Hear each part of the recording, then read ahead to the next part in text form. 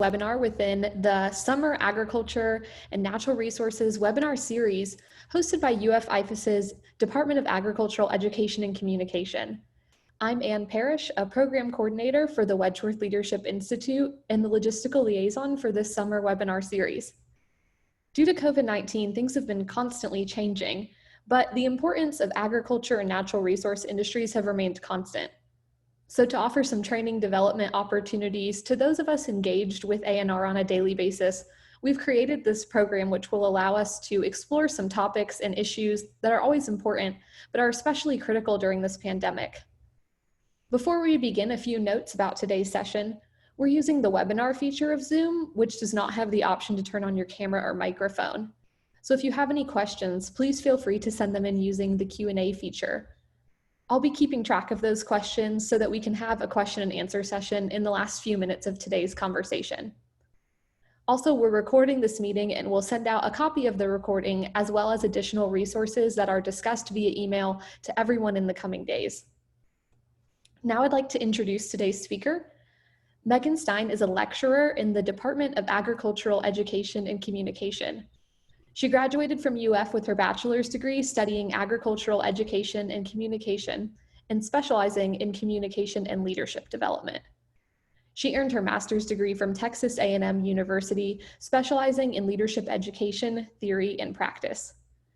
She teaches undergraduate classes focused on interpersonal leadership development and also conducts various leadership trainings for agriculture and natural resource industry groups around Florida. Megan is also the coordinator and host of this summer webinar series, so it's my distinct pleasure at this time to welcome Megan Stein. Thank you so much, Anne, and thank you so much for all of your help this summer as we sort of are at the conclusion point of our webinar series. And I'm really excited to be with all of you today talking about generational differences. And if you've noticed on the screen, I actually have an asterisk. Every time I talk about generations, I feel like it's important for me to have this disclaimer.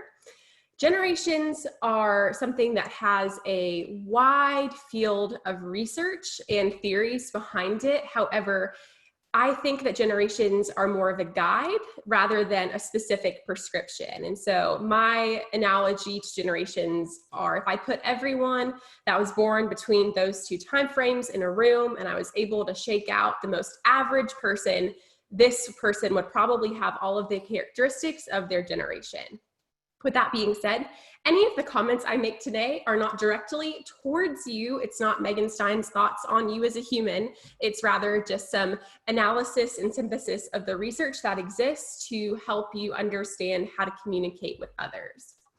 And so today, we'll be talking about how generations differ. We'll give an overview of the 5 generations that are involved with the A&R industry today. And then finally, we'll go over how to work with each generation and then talk about how COVID-19 plays into all of it. And so thinking of generations, I almost envision it as a code. So on the screen, we have some Morse code. And if all of us were given the cipher to this code, we could easily depict who and what and where they were talking or what the message was. However, it's going to take some extra time and effort for us to decode the Morse code rather than it would just us having a conversation. It's kind of how generations work. If you are trying to make a sale, if you work in sales and you're talking to someone who's 20 years older than you, the references, the strategies you're going to use are going to be extraordinarily different than if you're trying to sell the same product to someone 20 years younger than you. Learning about generations helps you make that transition more easily and more effectively as you're able to code switch in different conversations with different audiences more easily. And we're kind of in an interesting time as far as generations are concerned. As of 2016, we saw 5 generations working side by side, which is sort of crazy to think about. However, research indicates that as people are becoming older, they are no longer retiring at the same age as they had in previous generations. So in 2016, as we saw the older part of Generation Z graduating college and entering the workforce, We were paired with traditionalists who were in their mid-70s who were still working. Perhaps it wasn't in the vocation that they were trained to do, but perhaps they got a job at a local grocery store to pass the time, or doing something else that would assist them with their retirement savings. And when we think about 5 generations working side by side, that is a lot of code switching to do. That is a lot of policies and protocol that may not be as effective for each different segment of the population. And so there were some different challenges organizations saw as we had those 5 generations trying to accomplish the same tasks. And what are the 5 generations? As we see, today we'll be talking about traditionalists all the way through Generation Z. The ages and the years of birth underneath generations are very different. As I mentioned, there is a ton of research into generational theory, and each of them have their own way of determining the start and stop points of any generation. We'll be using the Pew Research Center's information, as they are ones that continually collect data and publish solid research based off of generational theory, regardless of timing. And so as you're looking at this graphic, you may think, hey, I thought I was a blank, but this is telling me I am this. Don't worry about it. It's not an exact science. In fact, the only generation that is an exact science is baby boomers. The US Census did classify baby boomers as individuals born between 1946 and 1964, as that is when they saw the increase in population following the end of World War II. And so for me to learn a little bit more about each of you today, there's a poll on your screen. It's completely anonymous, but I would love to know what generations are in today's webinar. So as you see your year of birth, just click on that and we'll see who we have tuning in with us today.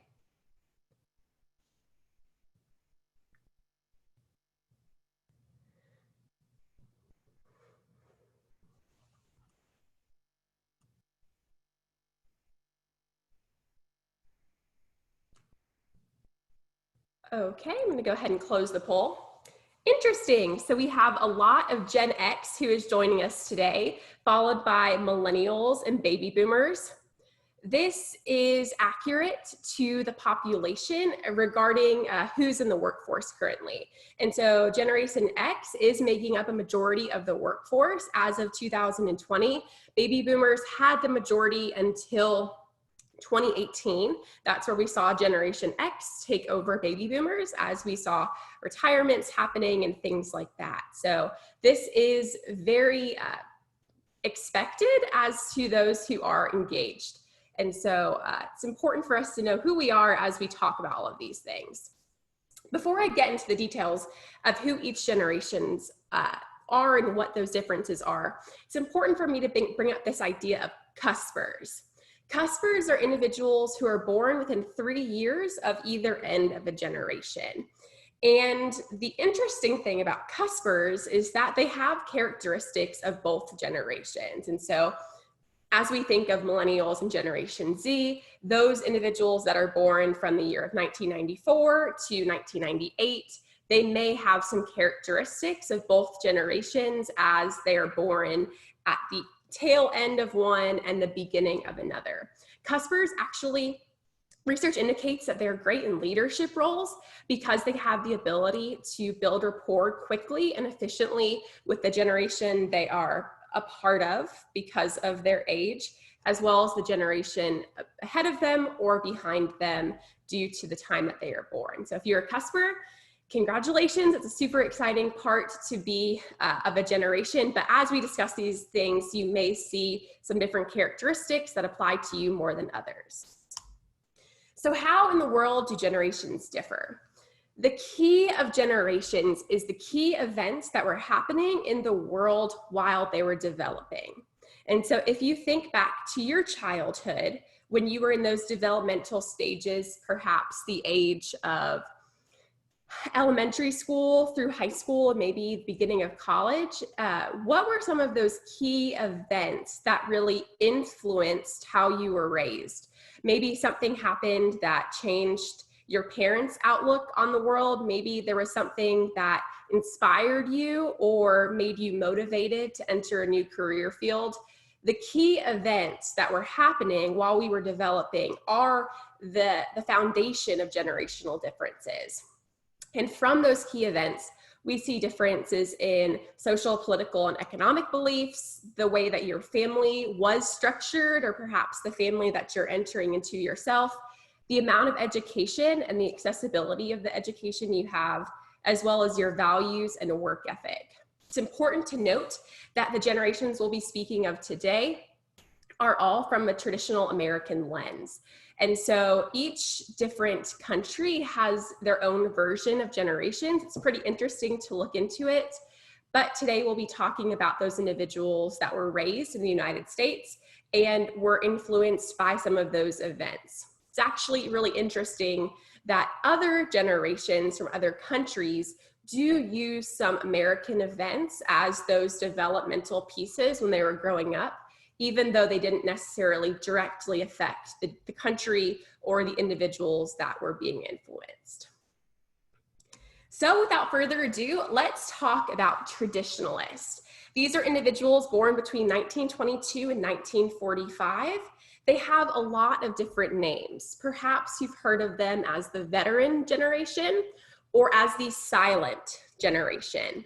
Some people think the term silent generation is really negative because they attribute it to sort of the idea of silent being non-impactful. However, it's completely opposite. The silent generation name is going towards the work ethic of traditionalist, meaning that traditionalists are so focused on a stringent work ethic that they are often just sort of quiet and getting the job done. So it has nothing to do with their impact, nothing to do with who they are. Rather, it's completely based upon the fact that they are just so hard at work that they are known as the silent generation.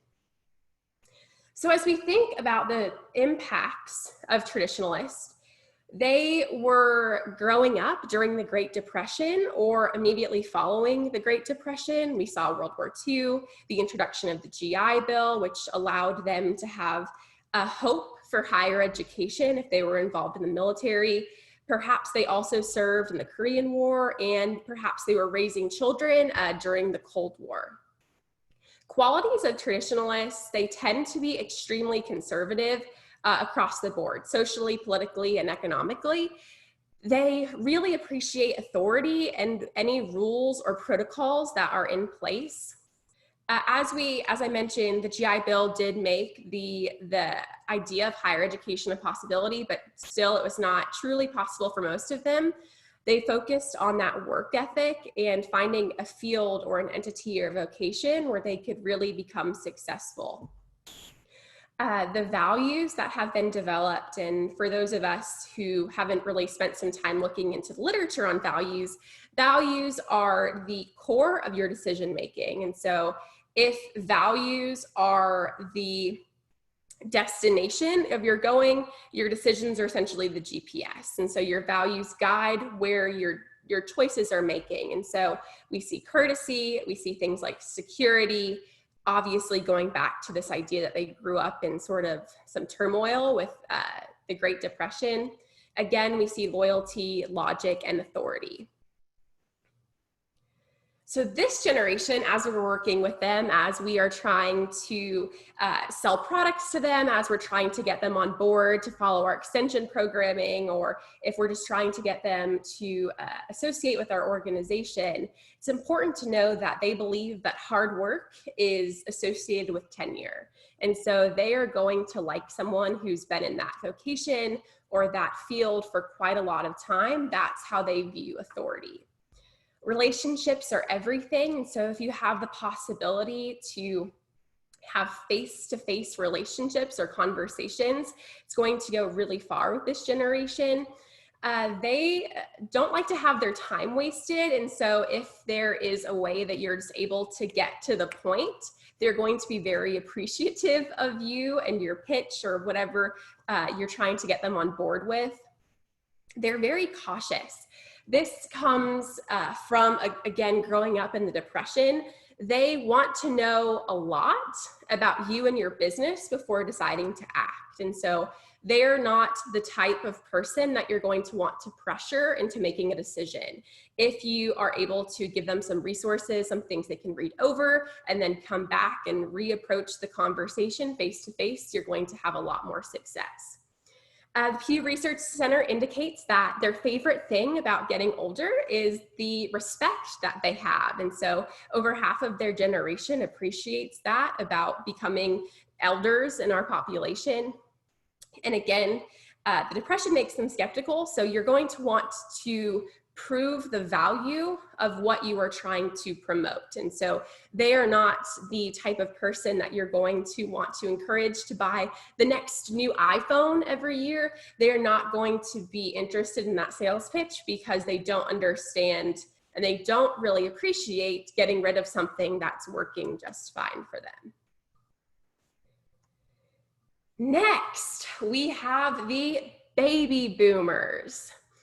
This generation, as I mentioned, is defined by the US Census. And so 1946 to 1964 is the only generation that is truly locked in from that perspective. And they don't have another nickname. They are essentially baby boomers, boomers. They just associate with that. And they haven't really had a ton of other names or nicknames to go by.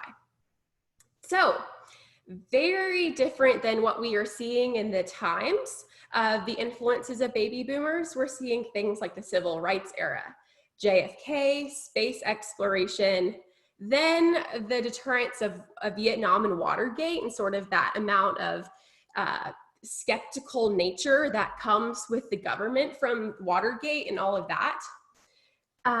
Baby boomers were raised that hard work is the path to success. They were raised dreaming of the American dream of owning a car, a house, and material possessions. The qualities that are important to note are that they are open to change. As they were growing up, perhaps they were participating or witnessing or seeing the civil rights era and civil rights movement and seeing how that influenced things. However, they still have a very strong 8-to-5 work ethic. They understand that work ethic, and to them, is measured in hours worked. We'll see a trend as we get younger and younger that we don't see a commonality or a correlation between hours worked and productivity. However, baby boomers still like that 8-to-5 workday because that is how they were trained and that's how they were raised. Education was really something that could be achievable. Most of them have a high school diploma, and over a quarter of them do actually have a bachelor's degree.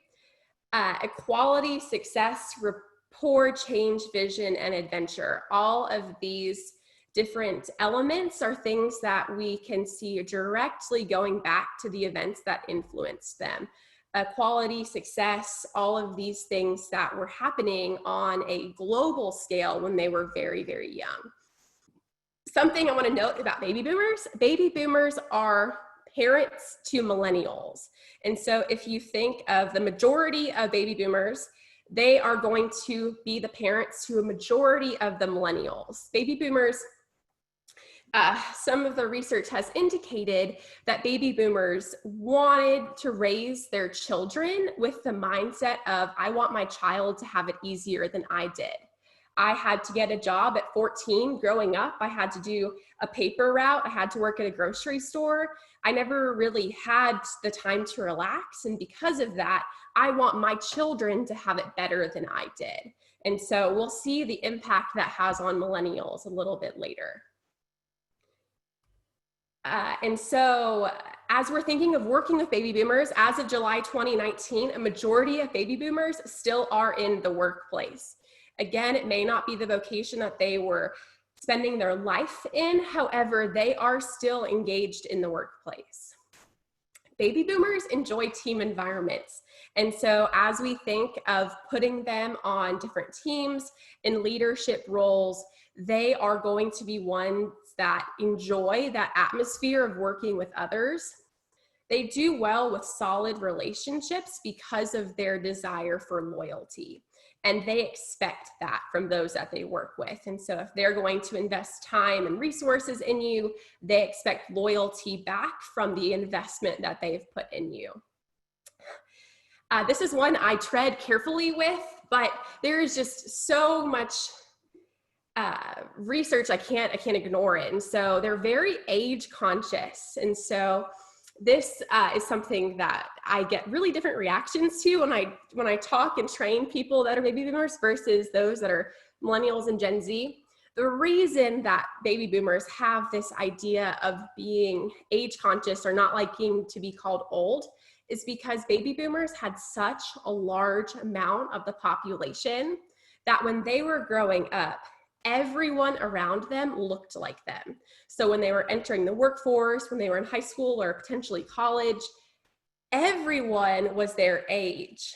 Now, as we're only seeing just over 50% of baby boomers in the workplace, the individuals that are of this age are perhaps higher in the food chain. Maybe they're in the C-suite, they're in leadership roles, or they've had to step down from leadership roles on their way to retirement.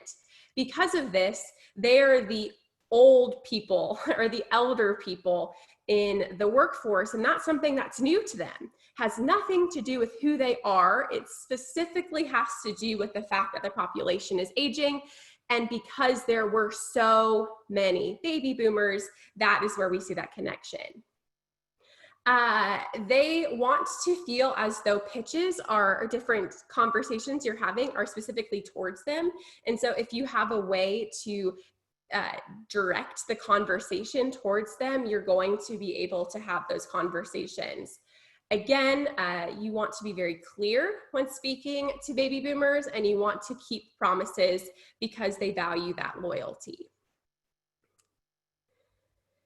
Moving on to Generation X. So when I teach this to my classes at the university, my undergraduate students, I have them each find an image that they think depicts the generation, and then we have that conversation. And it's funny because with baby boomers, with traditionalists, we see it's always people that are having fun. And so it can be people that are on the beach, people that are hanging out at a local pub. And then we get to Generation X. And apparently Google thinks that Generation X, everyone is miserable, which I know is not true, but it's funny because the picture that always pops up on Google of Generation X is people with their arms crossed looking like this. And it's interesting, as we'll see, how Generation X has sort of got the short end of the stick with some different things. So as we think of when they're being born and when they're growing up, we have baby boomers, massive population, the biggest population on record between those ages. Then we have millennials, which are another huge population. Then we have Generation X, which doesn't really have as high of a population as either generation. They're also known as the middle child generation because they're kind of stuck between these huge generations that have had a lot of influence as they're growing up. And so as we think of Gen X, they grew up with the fall of the Berlin Wall. MTV was really popular, the AIDS epidemic, the Challenger explosion. It's very likely that they played Pong on Atari. Some notable qualities about Generation X, they're known as latchkey kids, which is why I use the image of keys to represent them. They're the first generation that was likely to have both parents in the workforce. And so as they were growing up, it was extremely common for their parents to both be at work when they got home from school. So they were given a key to their house, would unlock it, and then would have that freedom until their parents came home from work that afternoon. Because of this, they're more self-reliant, but maybe a little skeptical towards authority just due to the fact that they were allowed such freedom from a young age that we hadn't seen prior to this. And so it's interesting as we think about some other notable qualities. As we had both parents in the workforce, We also saw the dismantling of a traditional American family with a mom, dad, and 2.2 children. They were watching shows like Leave It to Beaver while their parents were getting divorced, because the divorce rate was starting to increase rapidly during the time of the late 1960s and 1970s. They are the most educated up to this point, and all of them, or majority of them, viewed college as a good path to success. They have values of things that is very indicative of the freedom they may have had as a child. And so independence, flexibility, all of these different elements. It's interesting as we think about how Generation X will influence the future. As of 2028, that's when we're predicting that Gen X will have more of the population than baby boomers. And so we're 8 years away from that, but it will really be an interesting time as Gen X is such a small population that they are going to be the ones in leadership roles in different positions as time goes on.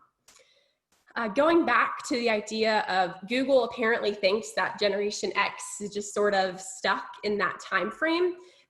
2008 is when Generation X statistically hit their peak earning potential, which, as all of us know, was the recession.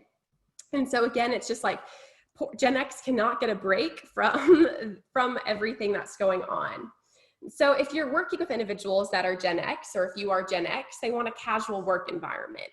Is there a way for them to have the freedom and flexibility that they are accustomed to and they really appreciate? This can look like flexible work hours, flex schedules, coming in at a different time, working from home, these different elements that are pertinent to Gen X.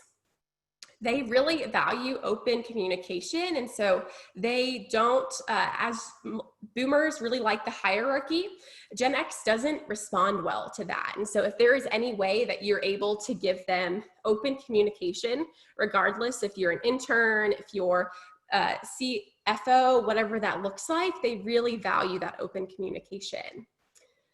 They are looking to invest in a person, not a company. We'll see that trend as we go on, rather than this is a really great organization, this is a really great person. They value informal communication, and email is a great way to reach them, and they appreciate their voice being heard. And so if your organization has a lot of people that are associating with Gen X or were born during Gen X, do you have a natural feedback channel that perhaps may not have existed in prior years, because it's something that is so appreciated and so valued among this population? Next, we are moving on to millennials. As a millennial myself, I will speak that into existence, and so I have a little bit of bias, as is expected, towards millennials. We see with this population, most of us have probably heard a lot about millennials, and we'll see how much of that is accurate. They also go by things like Gen Y and iGen, but millennials are really the name that stuck. So the influences of millennials are overall not that great. And so we see the first publicized school shooting with Columbine. We have the war in Iraq. We have 9/11. We have the start and rise of rap and hip hop music. And then we again are going back to this idea of scandal, as we are seeing the Clinton scandal with Monica Lewinsky. And so millennials have some interesting notable qualities about them. Again, as we saw, Gen X are more likely to come from a single parent household. We see that even more magnified with millennials. So 1 in 4 lived in a single parent household. They have an extremely strong sense of self-worth. This goes back to as we think of the cycle of generations, baby boomers had millennials. Baby boomers were raising their children with the mindset of, I want my children to have it easier than I did. And they were told they can achieve anything. They were told, if you can dream it, you can be it. Because of this, millennials have a very strong sense of self-worth. Others say that they have a sense of entitlement because of this. They're very confident. And it's just something that is pretty interesting to think of as we think about millennials as a whole. As we think about the choices they're making for their families, only 26% are married by age 32 versus 65% of the traditionalist generation. And so just in those few generations, we are seeing a huge difference in how they're having their families line up. And so there's a lot less interest in getting married at that younger age. More than a third have advanced degrees, and obviously the tail end of the millennial generation could still be in college and still be pursuing advanced degrees. So there's likelihood that will increase with time. They value achievement. Millennials are known as the generation where you had participation trophies. And so regardless if you sat in the outfield of baseball picking flowers, you still got a trophy. And so they really value achievement. They value creativity, variety, and flexibility. So how do we work with millennials? Millennials have been known to have some clashes with other generations because they value such freedom in the workplace.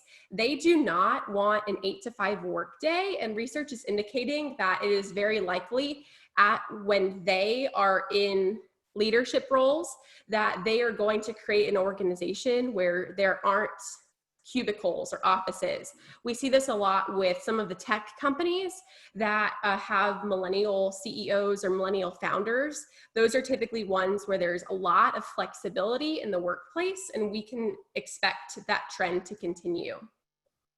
They want ample feedback and constant communication. This majority of this population has had some form of technology growing up. They are known as digital natives, meaning that they have not had to go over the steep learning curve.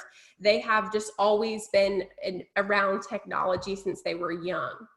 Because of this, they want constant communication and know that it's okay for them to get a text message on the weekend about work because they are constantly in the loop. They want recognition for their big achievements. As we go back to this idea of them getting participation trophy, I as well my parents probably still have a box of like T-ball trophies where I was not athletic at all. So recognition from their accomplishments. They again appreciate hierarchy, and so they want leadership from those that are ahead of them. However, their desire for wanting leadership is so that they can excel more quickly. If they know this person is doing well, they can learn a lot from them and climb the chain much more quickly. They want learning opportunities, again, due to the extreme desire and the amount of education they have. They're going to want to continue to develop themselves regardless of what their position is. Don't speak down to them. This is sort of an interesting theme about millennials. They have had a really, really bad rap in the public, and so they want to be treated as an equal. They love self-deprecating humor. And so if you're trying to build rapport with a group of millennials, if you're able to poke fun at yourself, you're going to build rapport very quickly.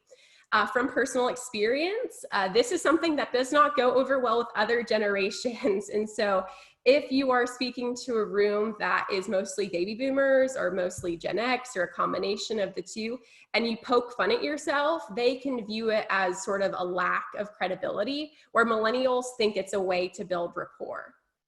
And then digital communication, some millennials have been very public about their lack of interest of speaking on the telephone. They much prefer social media, text, and email over any phone conversation.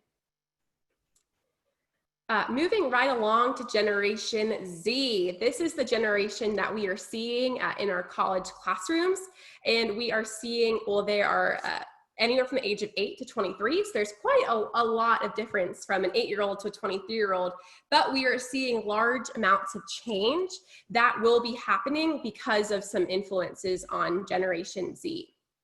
I have a phone as the image for this. It's pretty interesting. There's this new trend on TikTok, which is Generation Z social media of choice since late 2019, early 2020. And they're asking people from different generations to gesture for a phone. And so if you ask a millennial, Gen X, baby boomer to pick up a fictional phone, they're going to go like this and gesture with their thumb extended and their pinky extended.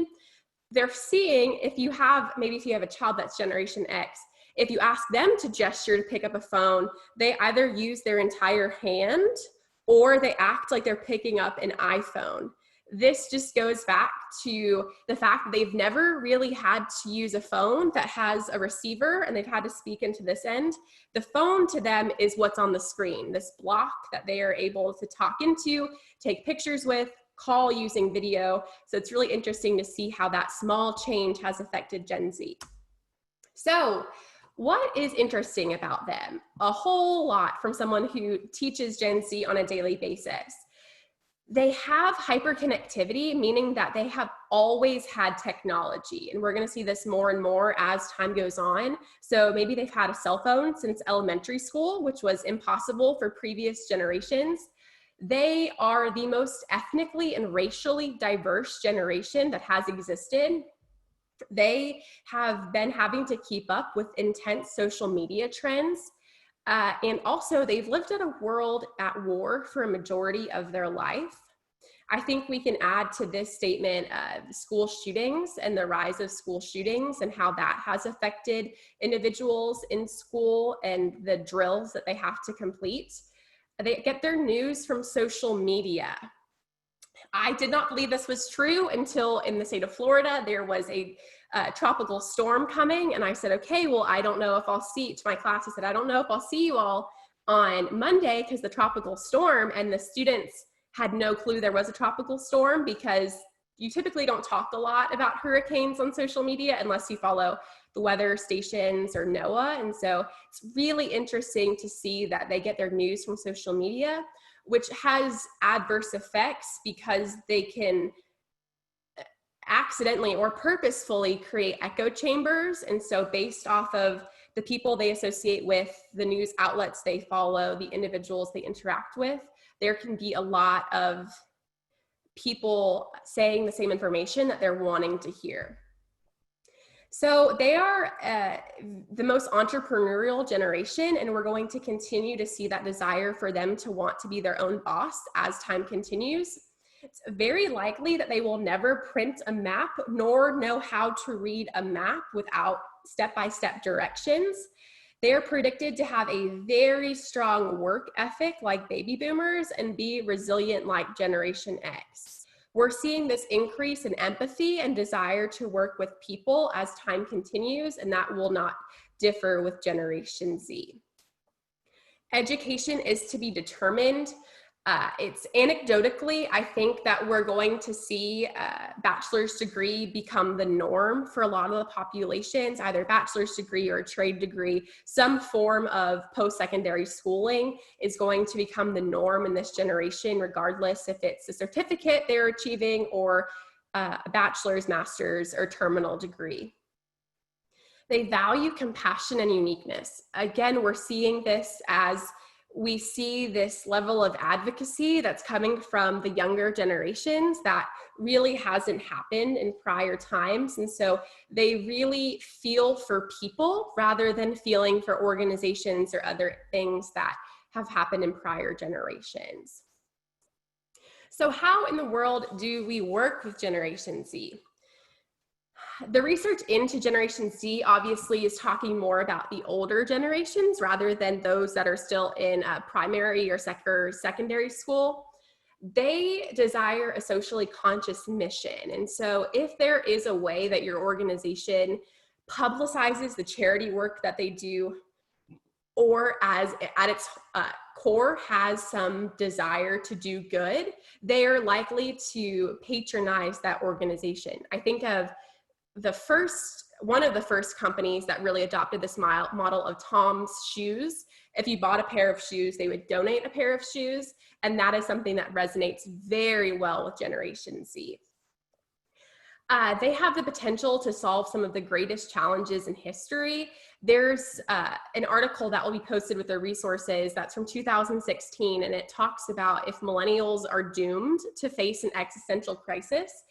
And as we are living in the time of COVID-19 and we're thinking of those that are in essential roles, whether that be in like the food production industry or those that are involved in the medical field, a majority of them are going to be in that millennial population due to the size of it.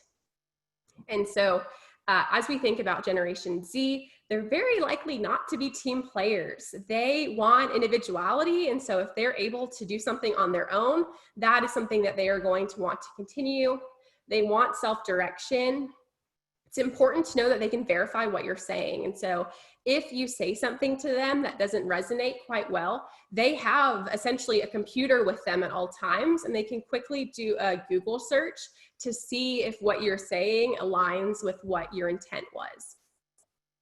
You need to give them information very quickly because they can keep up. And so if you are trying to create curriculum for Generation Z, if you're trying to influence them in any way, there needs to be constant stimulation, because as digital natives, individuals that have had technology from a very young age, they do very well with keeping up with lots of different information as things come on.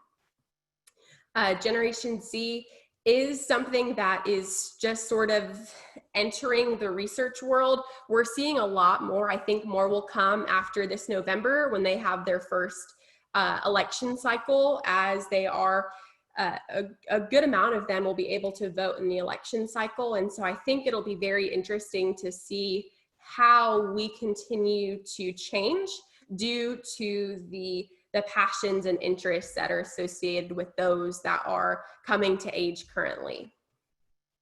And something that I think is interesting to think about, and I've spent a lot of time thinking about being in a virtual classroom this spring and this summer with Generation Z, is how COVID-19, Generation Z, and agriculture and natural resources play together. For those of us that are tuning in from Florida, as we know, when COVID-19 started the shutdowns in March and April, that is when a lot of our spring and crops are coming to be harvested. And so as we were seeing things like zucchini and squash and green beans, all of these crops come to their full potential, we saw a lot of agriculturalists that weren't able to keep up with the production, the ability to get the crops out of the field. And then we saw, for the first time in recent memory, a real challenge with the supply chain. So we had the supply, we had the demand from people who were purchasing extreme volume of these items. However, there wasn't the ability to get the product from the agriculturalist to the consumer through normal supply chain channels. As we saw school close, we saw the tourism industry sort of crumble. We weren't able to get things like milk, for example, from the dairy farm to individual packages, then to be sold to the consumer. And so for those of us involved in A&R, we saw a lot of industry individuals who were turning to either direct to consumer sales or were donating their products.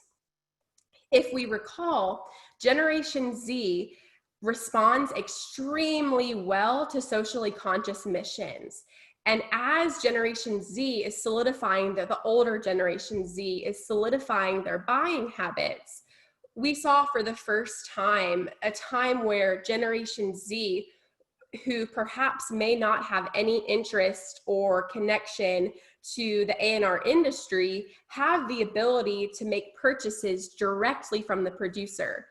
And I think that will only continue. And I think as Generation Z saw the news on social media, that's where a lot of it was shared about producers donating hundreds of pounds of produce to food banks. Generation Z responded very, very well to that. And I think as they are developing their buying habits and solidifying their buying habits, we are only going to see that continue over time.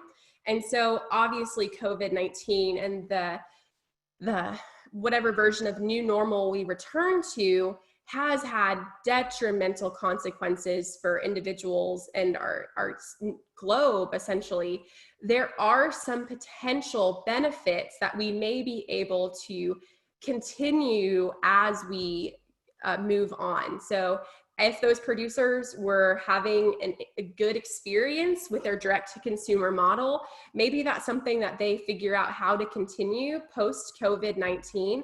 As Generation Z takes up more of the buying power in our country, it will be interesting to see how that influence directly impacts them. And of course, this is anecdotal from hanging out with 160 Generation Z members via Zoom a few times a week for the past few months in my courses. But I definitely think from an A&R perspective, there could be some benefits that we are not aware of yet that may continue to be very positive for American agriculture and natural resources as we continue. So thank you so much for all of your time and effort learning about generations. Again, as I was speaking, there was just a lot of information. And so I see a few questions have come in, and so I'm sure Anne will help us get through those. But thank you so much for your interest in generations as we learn more about who makes up our country and what that impacts looks like for Florida A&R. Yeah, thank you so much, Megan. I loved your presentation and learned so much. And I keep trying to think, like, how do I gesture for a phone? I'm not sure anymore, but I'm going to figure it out later.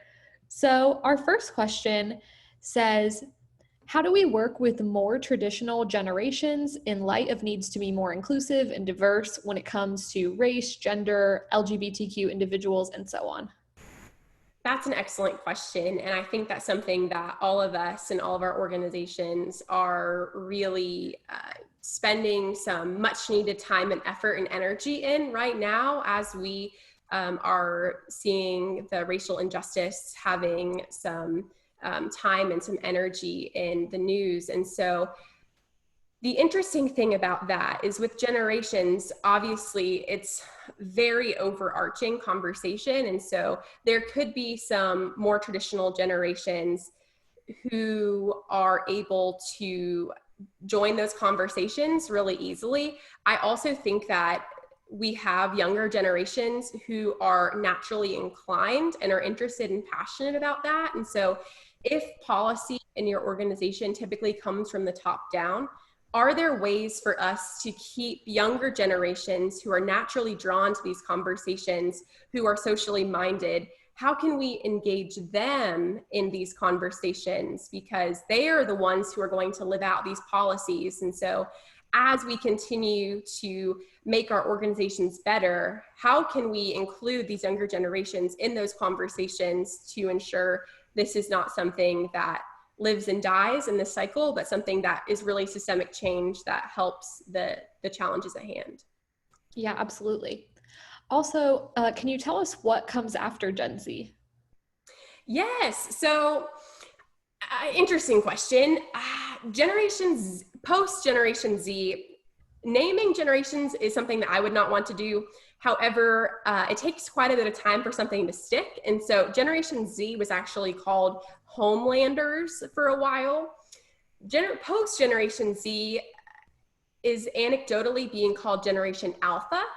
That's what they're going by, Generation Alpha. Obviously, the oldest Generation Alpha member is 7. And so who knows what that's going to look like. But more interesting, in my opinion, on that topic is that some of the research is indicating that we may not have generations after Generation Z, because so much of technology is influencing Generation Z that unless there is some new technology that completely revolutionizes the world, like a cell phone, there may not be as many distinguishable characteristics between Generation Z and future generations, just because once you've reached that status or level of digital native, we may not see as many different characteristics. Yeah, also, I think there's this perception that people with jobs in ag are more likely to be members of older generations. So with that in mind, what advice do you have for those young millennials or older members of Gen Z who are currently entering jobs in agriculture and natural resources? Absolutely, that is a great question. As we know, the traditional age of the American agriculturalist or American farmer is smack dab in the middle of baby boomer age right now, so in their early to mid 60s. And we are seeing more people entering the workforce from a younger age, Gen Z, millennials. As we know, as someone who is in this situation as a millennial working with older generations, I think there are some things that transcend generations, especially when it comes to the ideals of respect and gratitude. And that's something that culturally is so ingrained into the American agricultural system that if we keep up with those traditions, we maybe responded to more positively rather than if we are trying to put our own spin or our own perspective on things. And so it's important that when we're code switching between our own generation and those older generations, that we are cognizant of some dramatic differences. For me, it's self-deprecating humor that works really well with my classroom of Gen Z, works well with my peers that are millennials. But as soon as I poke fun at myself in front of a baby boomer, it's quickly like, this is not comfortable for me. And so reading on those social cues, enhancing your self-awareness and social awareness under the terms of emotional intelligence are going to help you regardless of generation, but particularly for those of us who are trying to enter a generation that is much older and much more mature than what we're used to. Mm-hmm. Another question that just came in is, how, as leaders, do we manage multiple generations that might all make up one team? Absolutely. And so it's important to realize that when we're dealing with teams, there's a lot at play. We have generations, we have tenure in that role or that position, we have jobs that we have. So maybe your team has someone who's really good at marketing, and obviously you're going to let them have the marketing tasks because that is their role and that's their interest. As we're trying to create an environment that allows all generations to really thrive, I think flexibility is the most important. As we know, for baby boomers, if you're not working from 8 to 5, you're not viewed as productive. Where Generation Z, it's very likely they're not going to ever have a job that's making them be in an office for 40 hours a week. Especially now with COVID-19, as we're going to continue, I would predict, continue to see more remote work. That's something that will have some large impacts. And so if there's any way to have flexibility on policy or to get to know those you're working with as they're on a team, it's important just to be cognizant of the other elements. So I'm not walking around with millennial on my name tag, but there are some things that mean a lot to me that if my colleagues or supervisors make note of, it makes me feel included and welcome. And as long as we're aware of those different pieces for those we work with, it'll be beneficial. Mm-hmm. And I think this might be the last question we have time for, just so there's a little bit left for closing thoughts. But I've heard that generations are cyclical. Is this true?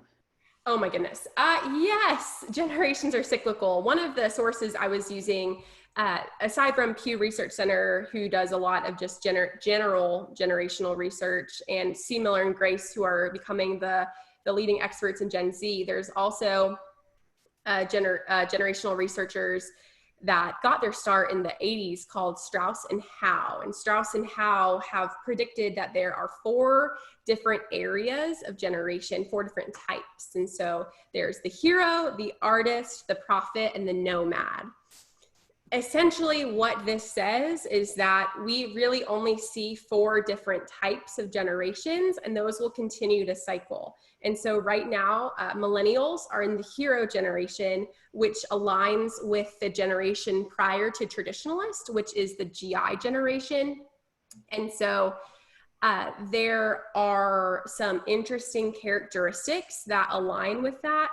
As part of the resources I've included with the recording, there is an article that I mentioned that goes into Are Millennials Doomed? And they do a really great job at a brief synopsis of the 4 archetypes, is what they're called, of generations, and how that can impact those we interact with. Great. Do you want to try to tackle another question, or do you want to move into your closing thoughts? Sure, we can do one more question and then we will wrap things up. Okay. Um, can you tell us a little bit more about Gen Z's buying habits? You mentioned that they're more like socially conscious, but do you have any more insight into their buying habits? Sure. So a lot of the research that's coming out with Gen Z right now is them from an academic perspective. So there's a book that I highly recommend if you work with college students called Gen Z Goes to College. And it talks about the different ways that you can make Generation Z feel welcome and supported and do things for them in the class that help their learning style. We don't have a lot into their buying habits. The oldest member of Gen Z is 23. And as we think, buying habits are solidified typically once you have disposable income, which is for college, we think some students may have some disposable income, but predominantly not. So as they're entering the grocery store on their own for the first time and making those purchases, we may see some shift in the few years as they may desire something that isn't in their price range currently. I think in the next 3 to 5 years, we'll see a lot more into buying habits and how we can, as an agricultural industry, produce products and items that help them help us. And so if we can find things that make them purchase and spend their buying power on our industry, I think that's something that we will see a lot coming out of from food and resource economics departments and supply chains in the next coming years. Mm-hmm. Absolutely. So thank you so much for joining us today. As Anne mentioned, I'm sort of the host of this series, and so it's been really different to be on this side. But first and foremost, thank you so much, Anne, for all of your help and time over the past 5 weeks, helping me with the logistics of this. We are concluding this week with our summer webinar series. We are hoping that we will have more material for you this fall and in the coming years as we learn more about what life looks like from a communication and leadership perspective in the A&R industries. And so please be on the lookout for more content coming from us. As you leave the webinar today, you will be seeing a survey that pops up from Qualtrics. If you could fill it out, that would be extremely beneficial to us as we continue to develop content to assist those that are in the Florida A&R industry as we continue in these unprecedented times. Additionally, with the recording and the resources I was mentioning, there will be an image that depicts that you have received training on navigating generational differences. If you would like to share that on your LinkedIn page or wherever you keep track of your professional development experiences, it will show that you are continuing to develop yourself through these unprecedented times. But from myself and from Anne, thank you so much for joining us this summer in our webinar series. We have learned a lot from all of you and our lovely speakers and panelists over the summer. We hope that you all have a great rest of a summer, and we will be in contact with all of you soon. Thank you so much.